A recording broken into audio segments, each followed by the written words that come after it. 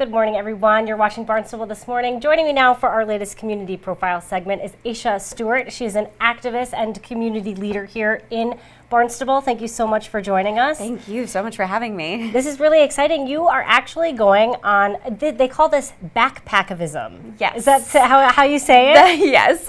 So you're going to take your backpack, head out into the world. You're going to India, and you're going to try and make some changes. Before we talk about your really exciting trip coming up, let's talk a little bit about your background and what led you to want to join. To do this? Yeah, I know it's a big endeavor. So I landed on Cape Cod about 3 years ago. I work at Kituit Center for the Arts. I do their box office. I direct. I perform. I'm actually in a performance late March, early April, and I do tech op and stage management. Basically, anything that you ask me to do, I'll do. Basically, I love theater, but I also work for the Healthy Children Project. I'm a research assistant for Kaisa Brimdeer, and I also work in another capacity with that organization to travel. Part of my job has me going all over the country for the next 5 or 6 weeks. I'm actually traveling every single week to different parts of the country. I've started a travel vlog about it.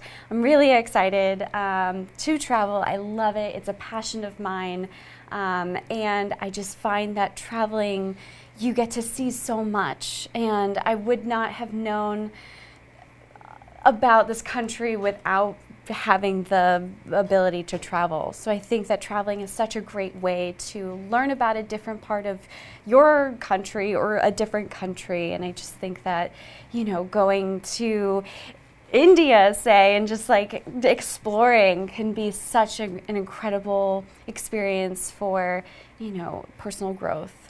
Absolutely. You know, a trip like that and traveling the country in general and a trip overseas, it really does help change your perspective and mold your thoughts and views on things. So how did you hear about Operation Groundswell?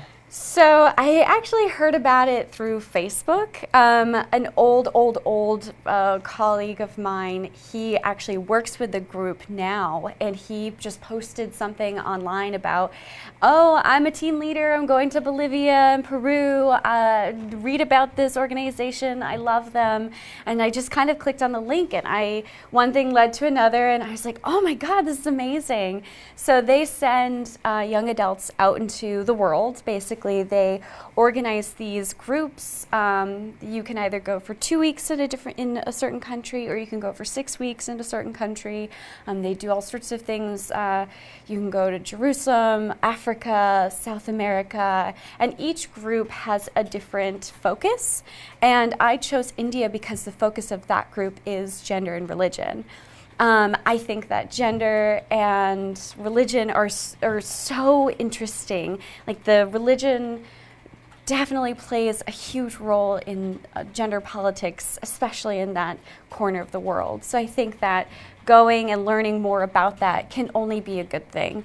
And you're actually, when you're there, you're actually going to be working with multiple different groups and volunteering in a lot of different ways. Yes. So Operation Groundswell, what they do is, so backpackivism is basically coupling backpacking across the country and activism. So you volunteer at these different charities, NGOs, organizations that are local to the population, and you basically fill in gaps. It's not like you're building a schoolhouse and then it's just going to sit there and rot when you leave, because there's no administration, there's no organization, there's no money to actually keep it going. But these are groups that are already up and running, they're already doing their thing, and they have a need for volunteers. So some of the programs, so each year the program changes because the needs of the country change, the climate changes.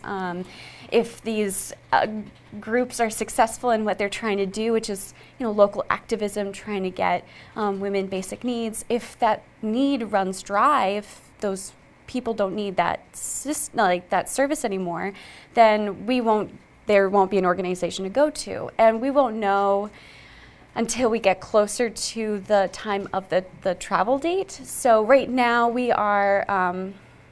we're set to work with the World Literacy Foundation, which is an organization that's based out of Canada and also has a group in India that help to fight literacy, the decline in literacy rates. I think that right now, a statistic that I saw, women in India, their illiteracy rate is like something crazy, like 35.54%. Wow. It's like nuts. So they really help to combat that. Another group that we may be working with is the Tibetan Women's Association, and they help female refugees get basic needs, which is awesome. Such important work. I think you're going to have an amazing learning experience. How long will you be staying in India? 6 weeks. Wow. Yeah. Now, how is that? That must be a difficult process, because as I'm listening to you speak, you have so many different hats, so to speak, here. You wear a lot of hats. Yes. You have a lot of different jobs.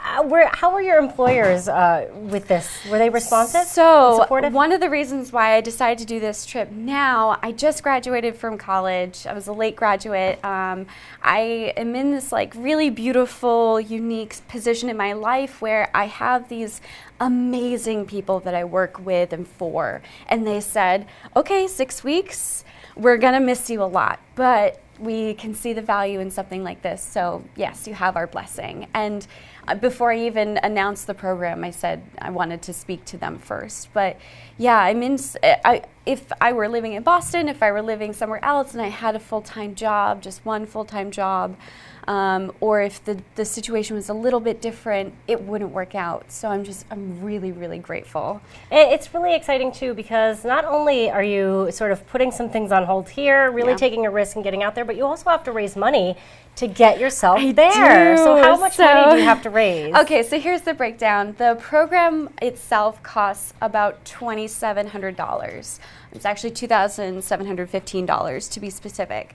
And then there's another cost on top of that, which is $615, which goes to those organizations that we work with on the ground. So like the World Literacy Foundation, the Association for Tibetan Women, those will get a portion of that money. It's just basically saying, like, we love you, we want to work with you, we also want to help fund you so that you can keep going when we leave. So then those two costs come together, and I think that's around like $3,330. And then there's an additional cost where I have to take care of the flight. There's actually going to be 10 days in India where I'll be responsible for myself financially, so we have to take that cost into consideration. There's the cost for the traveler's insurance and the visa, and so when everything's said and done, the whole trip will cost about $5,100. So in order to raise that money, I've set up a GoFundMe page with an organization called Tilt. I have thus far, in the 2 weeks that my GoFundMe page has been live, I've been able to raise $1,100, which is amazing. It's just in small donations from my friends and coworkers, which I love them immensely. I can't tell them enough. But I definitely will need more. If I can't raise the money, I can't go, because I am basically a broke college person who is now starting to pay off her loans. That's right. Yes. We all know what that's like. Yeah.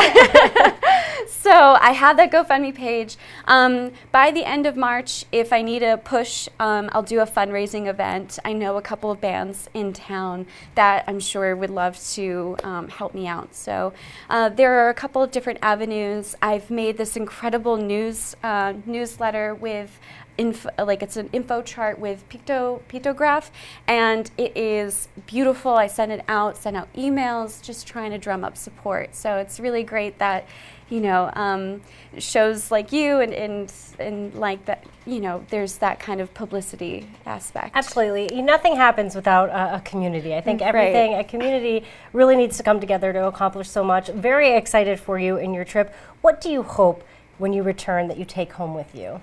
Oh man, I've been so focused on just getting there. I haven't even thought about coming back. I really hope to bring a different perspective. I just, there's they gave my team leaders gave me a list of movies and books and videos to watch to get me, in the Indian mood, and it's like amazing. Just the difference in life structure. Right. You know, and I think that taking that back and being a little bit more world conscious, I think that that can really make a difference in your everyday. Instead of thinking about me, I think it can really help to make it into a we sort of conversation. Love that. Can't wait. And then hopefully when you come back, we'll have to have you back and you can tell us everything that you got to do in India. Everybody who donates will get a video of my time in India. I'm definitely going to document the whole entire thing. Awesome. Well, we can't wait. Thank you so much for joining us and telling us all about Operation Groundswell and your future trip to India. We wish you lots of luck. And again, hope you come back and tell us all about it when you're done. I definitely will. Thank you so much. Aisha Stewart, of course, is a local activist here in Barnstable. For Barnstable This Morning, I'm Sarah Mantle.